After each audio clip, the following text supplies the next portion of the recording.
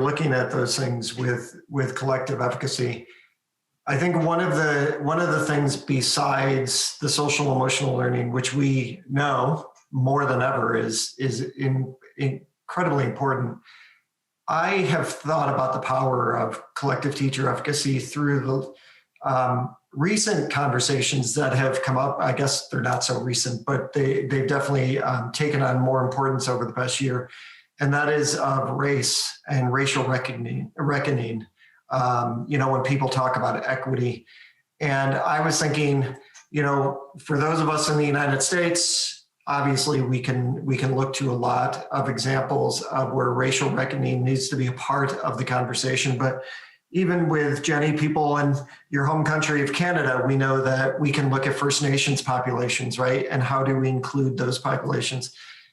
Are those spaces where collective teacher, like if you were going to say, we need to focus our collective teacher efficacy on these topics, do you give a list of topics like, hey, you know what, this is where we need to start talking about race, or this is where we need to start talking about inclusivity when it comes to First Nations and Indigenous populations?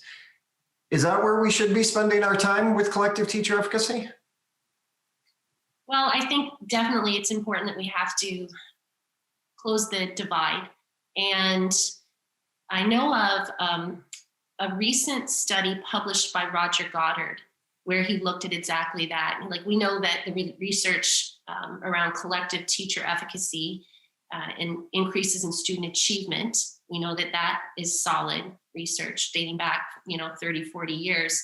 But he published a study recently where he also was looking to see, could collective efficacy account for closing achievement gaps between white students and Black students in high schools?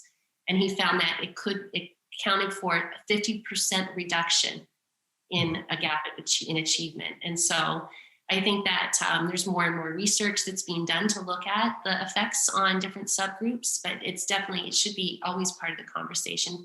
Teachers need to feel that they're able to meet the needs of all students, in order to harness that sense of efficacy. So I think that it should definitely be part of the conversation.